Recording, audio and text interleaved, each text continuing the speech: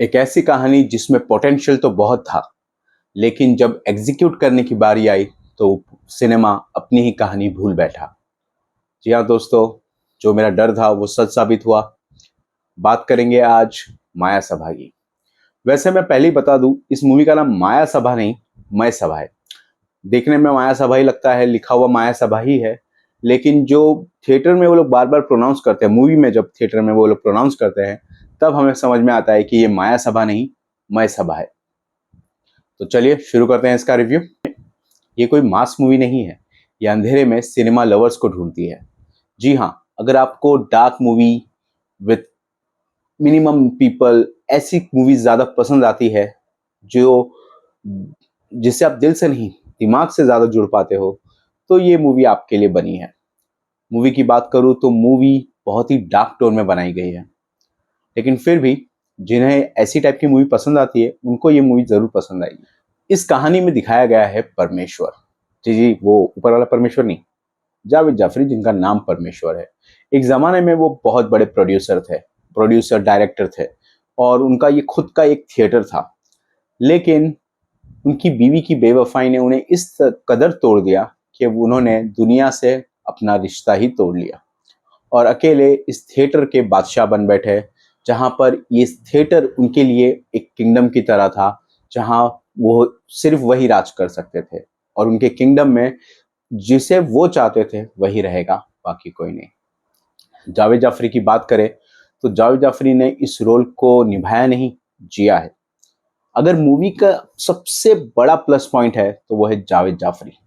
उनकी एक्टिंग में पागलपन दिखता है, उनके आंखों में गुस्सा दिखता है, उनके उनके इमोशंस दिखते हैं, जहां पर हमें महसूस होता है वो कितना तन्हा और टूटा हुआ इंसान है। और हाँ, वो साइको भी है, ऐसा नहीं कि नॉर्मल है, वो साइको है। शायद इतने सालों में रहते रहते वो साइको है। परमेश्वर ने कुछ, उसकी बीवी जब उसे छोड़कर चली गई थी उससे कुछ पहले उसने वहां पर उस थिएटर में 40 किलो अनडॉक्यूमेंटेड सोना छुपाया था। लेकिन बाद में जब उसके साथ में ये सब बेवफाई हुई तब वो इतना डिप्रेशन में चला गया, शायद नशे में या डिप्रेशन ही कहिए, कि वो उस सोने के बारे में भूल चुका है। अब शायद ये भी एक रीजन है जिसकी वजह से वो उस थिएटर को छोड़कर नहीं जाना चाहता। उसे पता है कि सोना यहीं पर कहीं है और वो शायद अगर चला गया तो किसी और को मिल जाएगा, इसके लिए वो वहीं पर रहता है। उसकी जो सोना उसे मिला ही नहीं, उसके देख वो क्या बोलते हैं, प्रोटेक्ट भी करता है। तो बस यही कहानी है। अच्छा, परमेश्वर अकेला नहीं है, परमेश्वर के साथ में है उसका बेटा। अब उसके बेटे की कहानी भी बहुत ही इंटरेस्टिंग है। बाप से मार खाता है, दोनों बाप बेटे ऐसे ही है, बाप तो साइको है ही, बेटा भी मार खाता है और गालियां सुनता रहता है, थिएटर से बहुत कम बाहर जाता है। लेकिन फिर भी वो कभी भी जावेद जाफरी को छोड़ने का नहीं सोचता, परमेश्वर को छोड़ने की बात नहीं सोचता। उनके बेटे का जो रोल है वो उस तुम्बाड़ वाले एक्टर ने ही किया है। तुम्बाड़ में जिस तरह से उन्होंने एक्टिंग की थी वो एक अलग लेवल की थी। भले ही छोटा रोल था लेकिन काफी अच्छा रोल था। तुम्बाड़ मूवी में जब उन्होंने के सीन्स आते थे, जैसे वो दादी वाला सीन है, तय खाने में वो खाना देने जाता है, दादी उसके पीछे लग जाती है, वो सीन आज भी लोगों को गूज बम्स दे देगा। लेकिन इस मूवी की बात करें तो इसमें उनकी एक्टिंग बहुत ही एवरेज है। और एवरेज तो छोड़िए, कई बार तो उनके बोले हुए शब्द समझ नहीं आते कि वो बोल क्या रहे हैं, उनके अंदर क्लैरिटी बिल्कुल नहीं है। बहुत ज्यादा फंबल कर देते हैं शायद, या मिस प्रोनाउंस कर देते हैं शब्दों को, जिसकी वजह से मजा नहीं आ रहा था उन्हें देखने में बिल्कुल। मूवी में और भी दो मेजर कैरेक्टर्स हैं, शायद उसका नाम, एक दीपक जी का एक कैरेक्टर है और एक लेडी है जिसने जीनत का रोल प्ले किया है।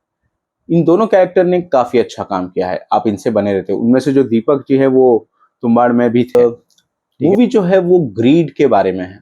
वो दो लोग जो है वो वासु के दोस्त बनकर आते हैं, वो वासु को भरोसा दिलाते हैं कि वो उसके दोस्त है, लेकिन वो सिर्फ वहां पर सोने के लिए आए हैं, गोल्ड के लिए। परमेश्वर इस बात को समझ जाता है और वो उन्हें ऑफर भी दे देता है कि अगर तुम्हें गोल्ड मिल जाता है तो तुम लेकर जाओ, वैसे भी मेरे वो किसी काम का नहीं।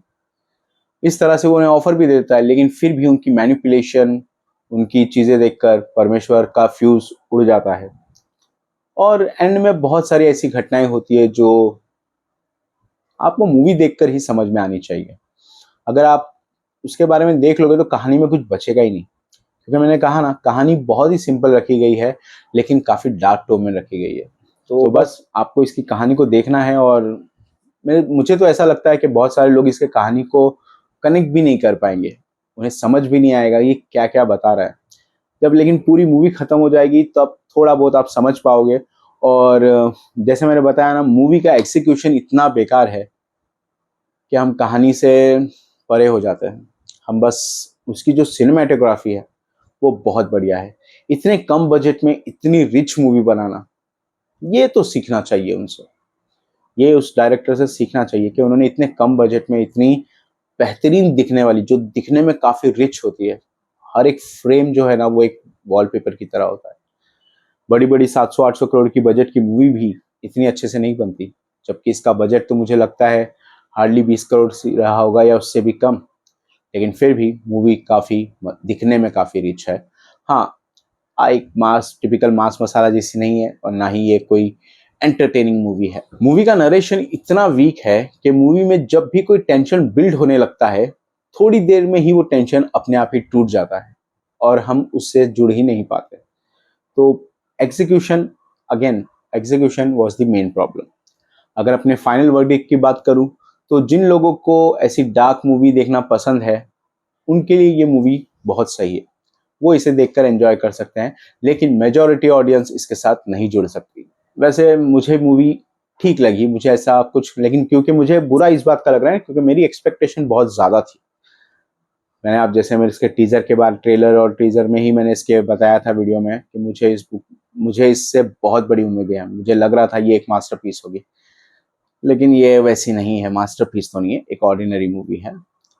आप इसे घर में ओटीटी पे भी देख सकते हैं, थिएटर में जाने की इतनी ज़रूरत नहीं आपको। तो ठीक है, तो यही था मेरा ऑनेस्ट रिव्यू। अगर रेट करने की बात है तो मैं इसे दूंगा 2.5 स्टार आउट ऑफ 5।